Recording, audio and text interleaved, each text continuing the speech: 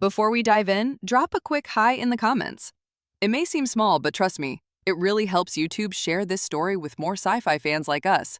I'd love to see who's watching. The chamber pulsed with light, sharp glints flickering across the obsidian marble floor of the Galactic Senate. Tiered rows of alien delegates hovered in anti-grav platforms, spiraling downward in concentric rings toward the central podium, like a verdict descending. The air shimmered with tension, masked thinly as ceremony. At the center, Prelate Servon raised all four arms with deliberate grace. His silver-gold robes caught the light, his elongated ivory-blue frame towering over the podium. Two mandibles twitched in satisfaction. He began to speak. The Council of Galactic Unity, by unanimous vote of the Prime Chamber, he intoned, voice amplified by embedded translators across all systems, hereby enacts Resolution 890. Effective immediately, humanity of the Sol System is denied access to all quantum jump protocols and technologies. Scattered murmurs rippled through the tiers, quickly replaced by applause. Tentacled Gulva dignitaries clapped their gelatinous limbs against their armored harnesses. The crystalline-bodied Senka, who spoke through resonant hums rather than vocal cords, vibrated their approval with rising frequency. Even the normally reticent Victor, plated in biometal and known for avoiding emotion, blinked in synchronized confirmation, a sign of agreement. Chevalon continued. The Sol species has demonstrated ongoing instability, disruptive behavior across diplomatic borders, and an alarming potential for unregulated militarization. For these reasons, and for the safety of all sentient civilizations, they shall remain under containment for no less than 1 millennium. The sentence echoed. A pause stretched. Then came the second wave of applause, louder, more forceful. Across the galaxy, the broadcast was everywhere. Projected above commercial hubs in the floating markets of Neolus Prime, on screens suspended in the atmospheric dome of Schalt, in military outposts of the Kororan expanse where hardened officers nodded in solemn approval. On Earth, the transmission reached packed diplomatic chambers, international terminals, and public squares. Alien tourists in Earth's trade zones nodded, as if they had long expected the verdict. In the diplomatic gallery of Geneva's exopolitical compound, Earth's own ambassadors sat motionless. Jaws tight, fists clenched under the table. No one protested. They weren't allowed. In Beijing, a child asked his father why everyone had stopped speaking. In Sao Paulo, street screens dimmed halfway through the applause, not by failure, by choice. In New York, a diplomat walked off screen during a live interview. Eyes wet, jaw locked. Humanity didn't just lose status. It lost the illusion of being heard.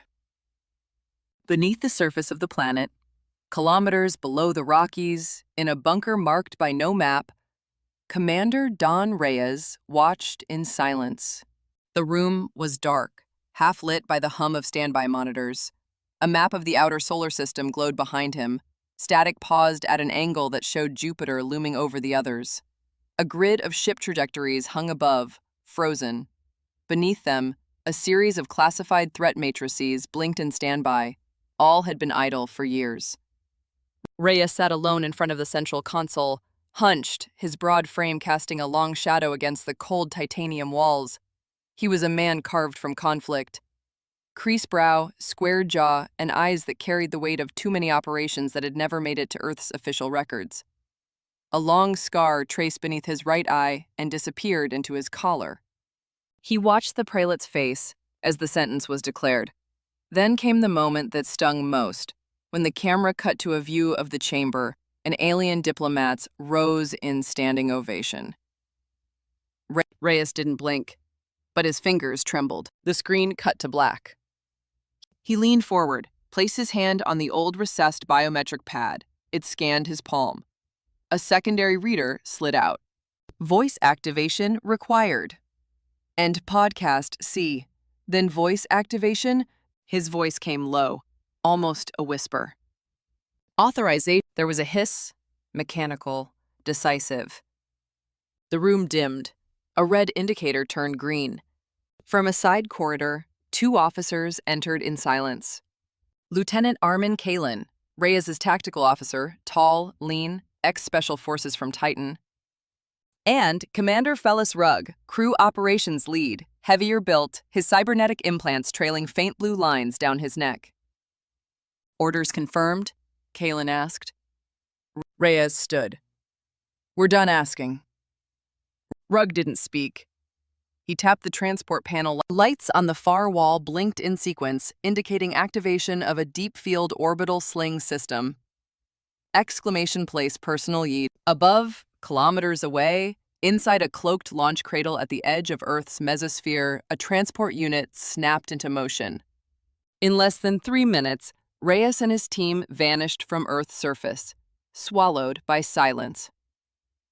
Jupiter turned slowly beneath them, colossal, endless. The pressure bands and chaotic storms moved like great brushstrokes across a living canvas. But now, something was changing. Sensors aboard the Prometheus array, an observation platform operated by the Coalition, registered gravitational spikes. Within seconds, their feeds began to distort. Readouts glitched. Frames jittered. One of the station's technicians, a Scaridi with tri-layered vision, hissed in surprise. Then the feed died. In the clouds, something moved. The storm belt around the planet's equator shifted, unnaturally. Thunderheads the size of continents spiraled inward, then parted, slowly, in perfect synchrony.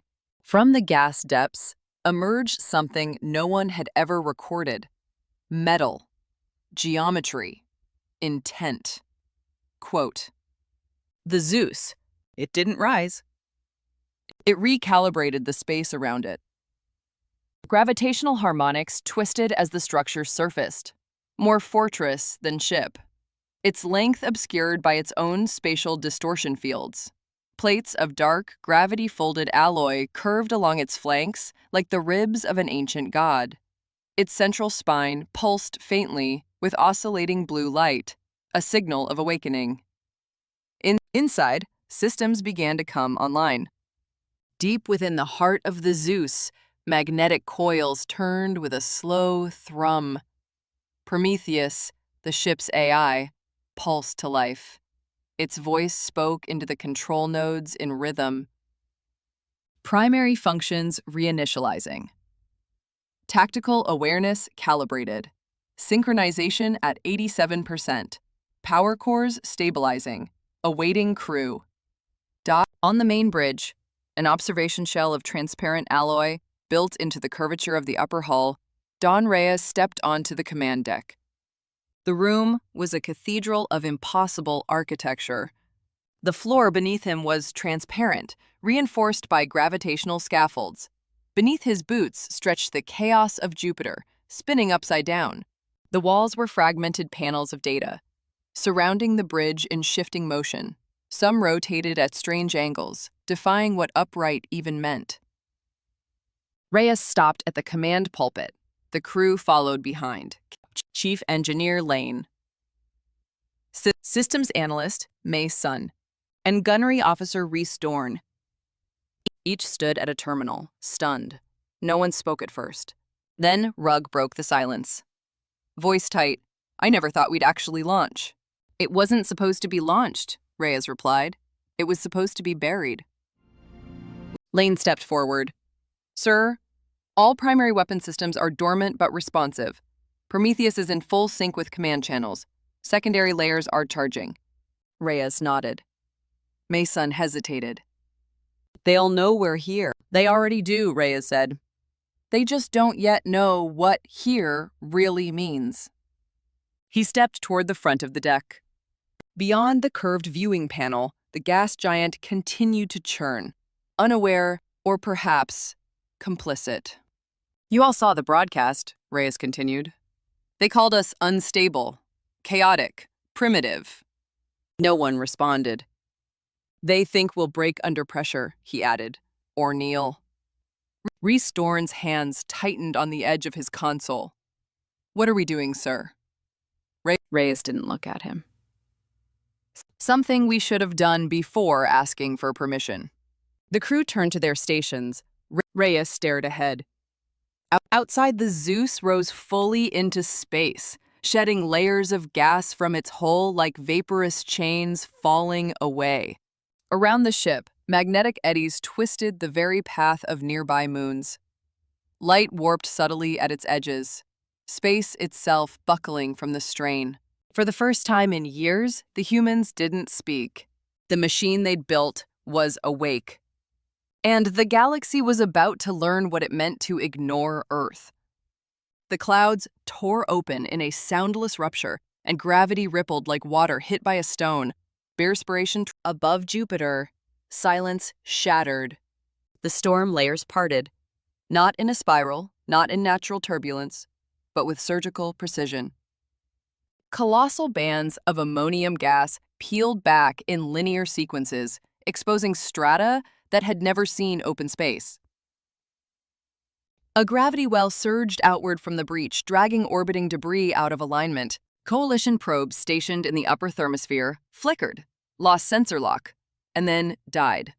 Feeds reduced to white static and garbled telemetry on distant monitoring stations. Arcsani technicians froze mid-motion, their screens flooded with impossible readings. Above Earth's moon, spatial anomalies surged like arterial bursts. A command analyst dropped his drink. Across every CGU network, the same alert pulsed in violent red. Spatial integrity breach. Origin Sol. Aboard the Crescent Blade, a Zenth-class relay frigate, Lieutenant Scorval, Archon species, scaled and glass-skinned, 4 retinal lenses gleaming, snapped his mandibles shut. Our harmonics just dropped into the negatives, he hissed. Visuals gone. I think something's surfacing. And it did.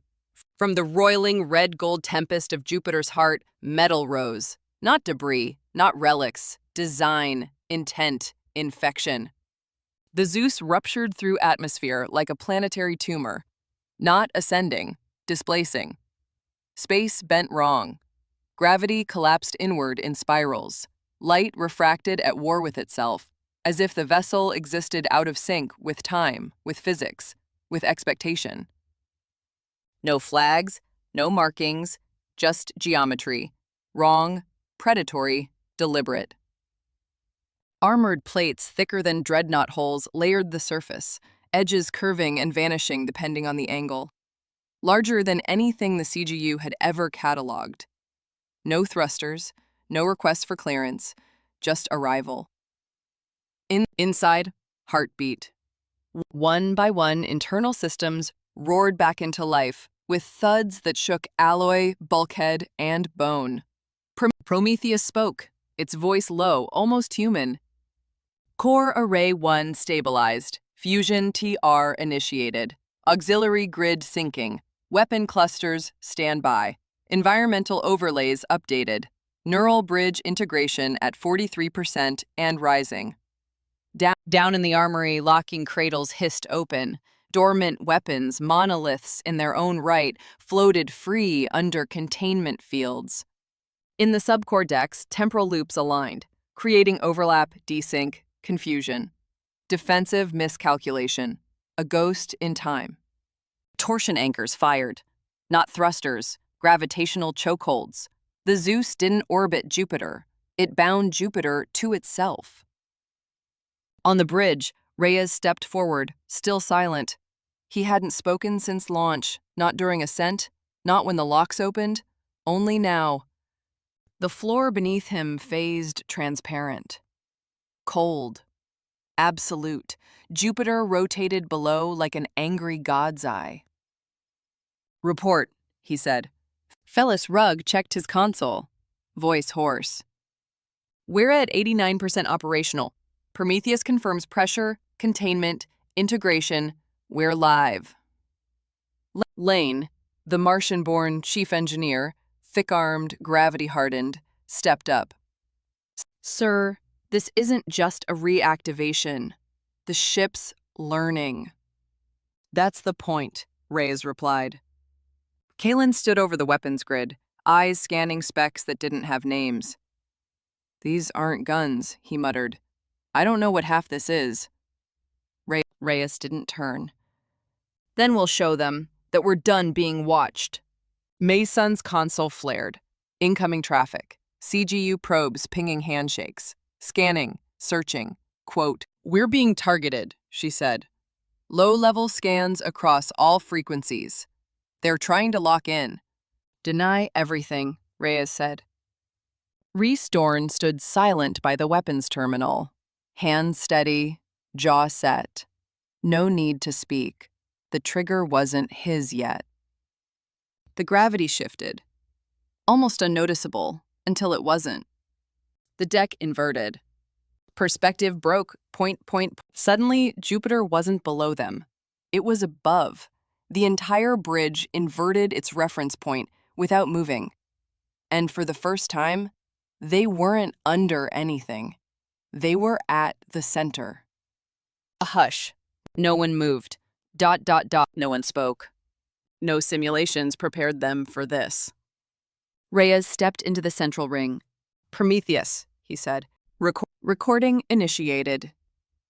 He looked at his crew, Kalen, Rugg, Lane, Sun, Dorn, people who buried this project in silence for 15 years. No insignia, no banner, just purpose. They voted to fence us in, Reyes said quietly. To cut us off from the stars for 1,000 years. They called us primitive, dangerous. He turned, hands clasped behind his back. The gold and red of Jupiter's eye flickered across his face. We gave them silence. He paused. That ends now. The ship answered first. A low hum beneath the skin, like a breath drawn deep. Suffix alignments complete. Outer hull expansion finished. Zeus is fully operational. Reyes bowed his head. Once. No ceremony. Call. Just gravity. Outside, magnetic arcs flared from the ship's flanks like the ribs of a god. Jupiter turned. Zeus remained. A black monument to humanity's answer. At its core stood a man who no longer cared about being accepted. He just needed them to understand. Across the system, sensors flared, probes died, the anomaly no longer hid. Two tones echoed across every coalition war net. High. Low. The signal for mass threat confirmation and possibly war. Inside the command dome of the Adjudicator's Reach, Admiral Jaron Halvik watched the data spiral in. This is an atmosphere, he muttered. This is a launch signature, planetary scale. Another admiral, Yurik Dan of the Kissy, leaned forward, semi-transparent skin pulsing with embedded circuits. From inside Jupiter? No one's ever stabilized a platform in that pressure, Dan muttered. That planet liquefies titanium. Halvik didn't answer, just sent the order. Containment protocol Theta Black. No need for Senate votes, just emergency authorization from the prelet. The rental sentence responded first. A vessel built not to fight, but to end resistance. It didn't carry primary weapons, it didn't need to. It was designed for quarantine, enforcement, silence. It entered system through broken subspace folds, its hull wrapped in ceremonial calligraphy, etched in the languages of the civilizations it had locked away, a graveyard in motion. At its helm stood Trex V, species Duracal, skeletal and armor-plated. His face a mask of blackened bone. Report, he growled. Lieutenant Regal answered, energy equivalent to planetary ignition. Source, Jupiter's lower atmosphere. Trex narrowed his eyes. Block all channels. Notify the Senate. Containment is in progress. And if they resist? Another asked. They won't, Trex replied. They'll witness. Back on the Zeus, Reyes stood before the full system readout. 1,000 eyes turned toward Jupiter. Every satellite, every sensor, every hidden probe now watching. Let's delay their conclusions, he said. He began inputting false telemetry, decades-old smuggling routes, abandoned helium-3 lanes, phased emissions from long-dead stations. Prometheus responded instantly. Coalition sensors accepting false data, jamming active across 12 relay nodes. It wouldn't stop the response, but it would stall it. Hold primary weapons at 92%, Reyes said. Do you wish to initiate Tactical Solution Alpha? He hesitated. Then quietly, to himself more than the AI. Prometheus, be honest with me. This. Reyes gestured to the ship, to the battle maps, to the monstrous scale of it all. This was never the plan, was it? No, Prometheus replied. But it was always a possibility. One accounted for. Reyes nodded. So this isn't victory. Survival, the AI finished. He exhaled once. Then let's survive. In the Galactic Senate, chaos bloomed.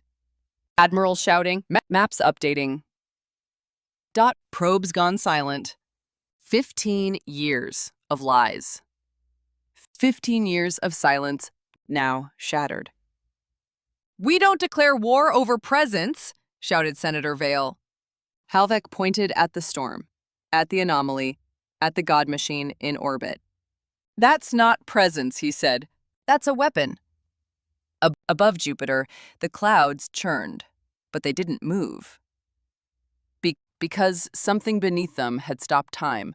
The universe had blinked, and humanity had not blinked back. He said, no negotiations, no broadcast. They'll understand containment through action. By the 4th hour, 218 ships from the CGU formed a massive blockade above Io. Frigates, dreadnoughts, interceptors, and support ships, all arranged in a tight, triple-layered cross formation. From space, it looked like a cage forged from the void itself. Each ship carried advanced technology, field generators, destabilizers, boarding pods. The Zeus didn't move. Not a single signal came from it. T-Rex Val stood on the bridge of his flagship, Rental Sentence, staring at the black colossus in orbit. His second-in-command, Commander Haldir, adjusted his throat node and asked, "Should we try to contact them?" Val's voice was as cold as space. We didn't come to talk. He turned to his crew. Send the message to all ships. The blockade is active. If anyone tries to pass, we respond with force. High above Jupiter, silence stretched between both fleets. One waiting, the other watching. The CGU ships locked into place in 3 rings. Their overlapping shields hummed in sync. Predictive targeting systems and AI-linked fire zones ensured nothing could sneak past. Inside the Zeus, it was quiet. Commander Reyes stood on the command deck, surrounded by panels showing thousands of red and green blips, enemy ships. None moved, none attacked. Lane, near the helm, hovered over the gravitic controls. His hands twitched nervously. Mason stared at the empty comms channel. Reese Dorn, the gunnery officer, said quietly, "They're not moving." "They don't need to," Reyes replied. "They're not here to talk." Armand Kalin, by the weapon controls, had his hand ready over the Lanzadeo, Zeus's main weapon, but he waited. Rugg stepped forward. "Sir, confirmation. Rental Sentence is leading the blockade. T-Rex Val is on board." Reyes sighed. "Then we've already been sentenced." The comms terminal blinked. An incoming message came through, full of cold authority. "This is a CGU vessel, deliberate voice. You are in violation of Resolution 899. Cease all activity and submit to containment scan. You have 30 seconds to comply." No one moved. The countdown began. 29. Mason whispered, "Sir?" Reyes didn't turn. Nothing enters, nothing leaves.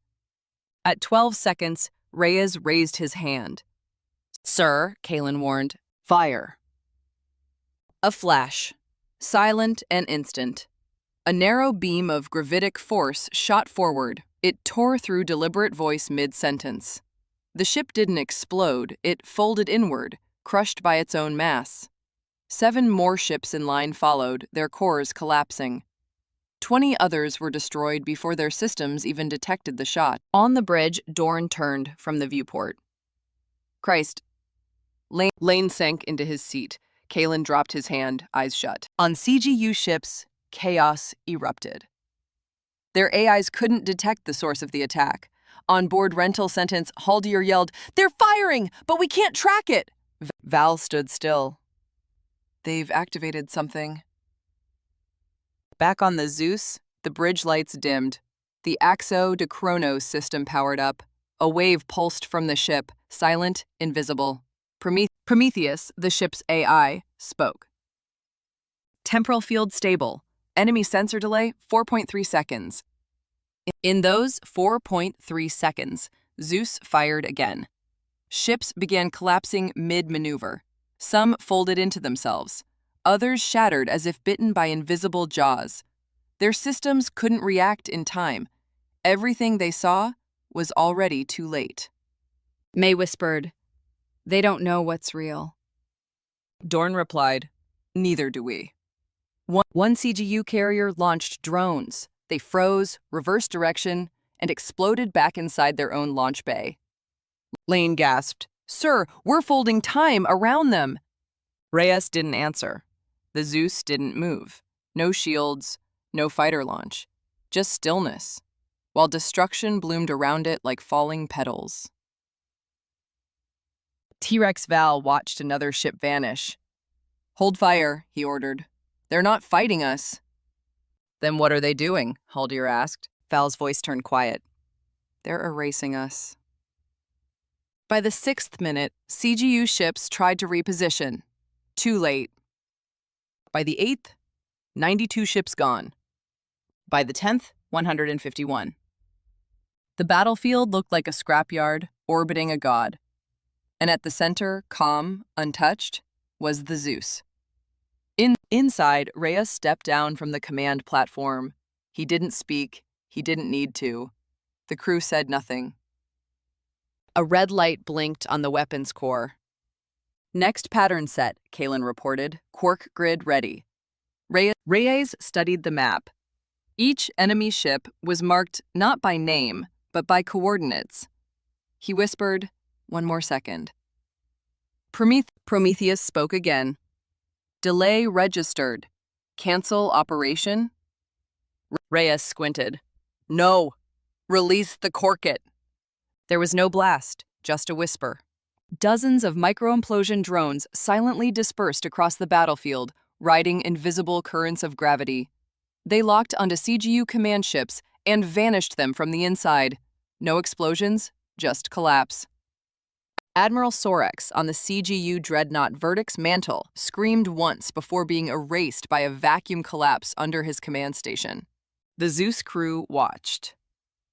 16 command nodes down, Munn said softly. "They're blind," Kalen added. "Should we finish it?" Reyes stood still. He saw what others didn't.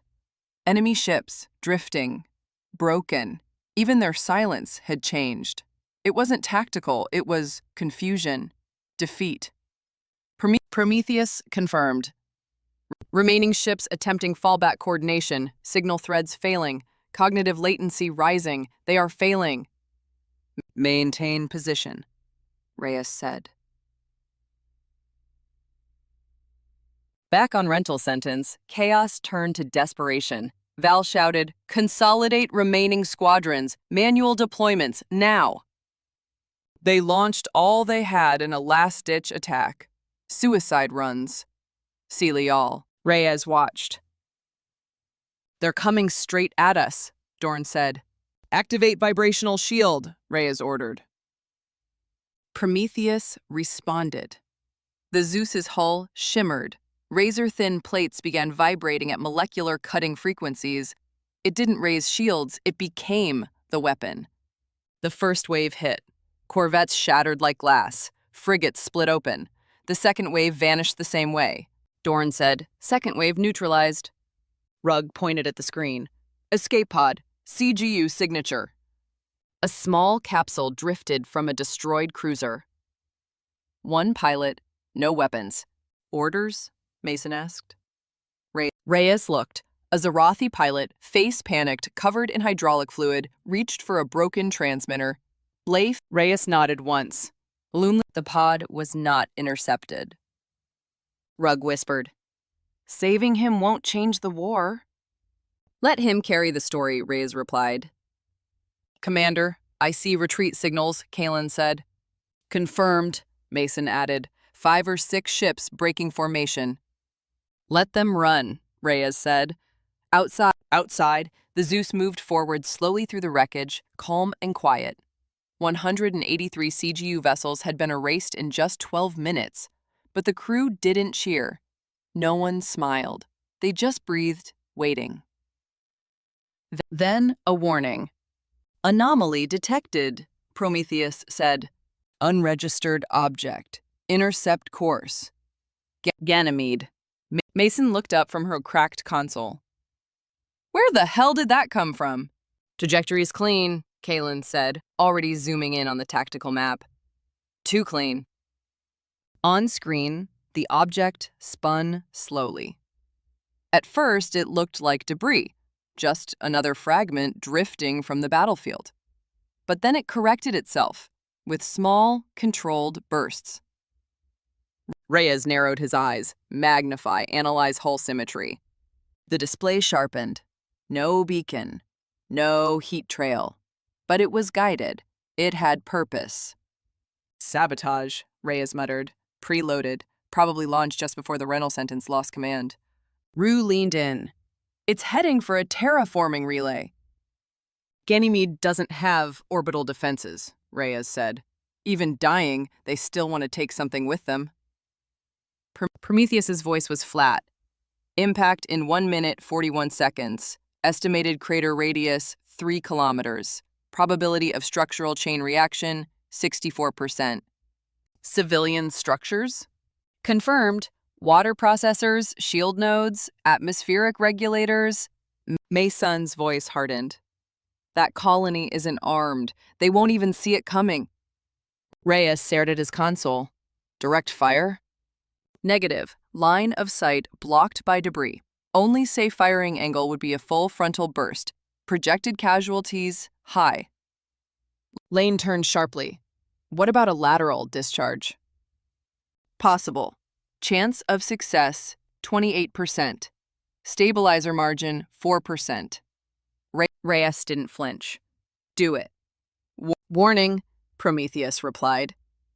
Manual compensation required. Vessel equilibrium will destabilize. Recommend full crew brace. Reyes hit the internal comms. All stations brace. Engineering, seal off sublevels, lock down conduits. Massive magnetic coils rotated into position. The hull shifted, at first gently, then violently. 4 gravitic emitters extended along the ship's spine like drawn blades. Target locked, Prometheus confirmed. Charging in 3, 2, 1. Space didn't flash. It twisted.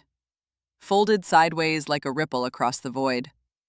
The gravitic pulse tore unseen across the field. The sabotage CGU vessel stuttered mid-flight. Its guidance shattered. It veered off course, spinning like a dying top, then detonated. The shockwave lit up in the distance. Ganymede was safe. But the Zeus shook violently. Core output spiking, Kalen shouted. The floor buckled. Gravity collapsed.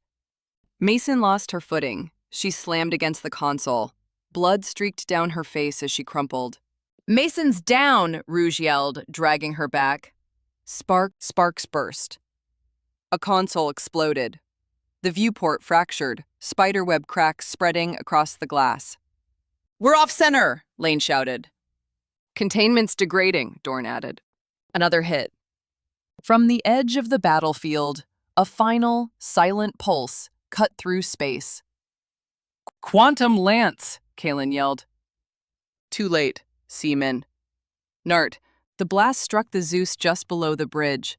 Armor buckled, fire surged through the breach. Reyes was thrown to the deck. Prometheus's voice stuttered through static. Critical impact. Fractures in sectors 15 through 17. One injury confirmed, no fatalities. Rue checked Mason. She's alive, unconscious, but alive. Kalen coughed, wiping soot from his face. It was a precision shot. They were aiming for our command sensors. One last spite strike, Dorn growled. New alert, Prometheus cut in. Quantum signature detected. Rear field. Reyes turned. A CGU ship, scarred, bleeding, almost torn in half, vanished in a ripple of light. A long-range jump. No signal. No destination. T-Rex V, Kalen whispered. He got out. No one spoke. Reyes stared at the fading trace, then closed his hand into a fist. Callie, it was over. Not a victory, not a triumph, just the silence that comes after. And it was enough.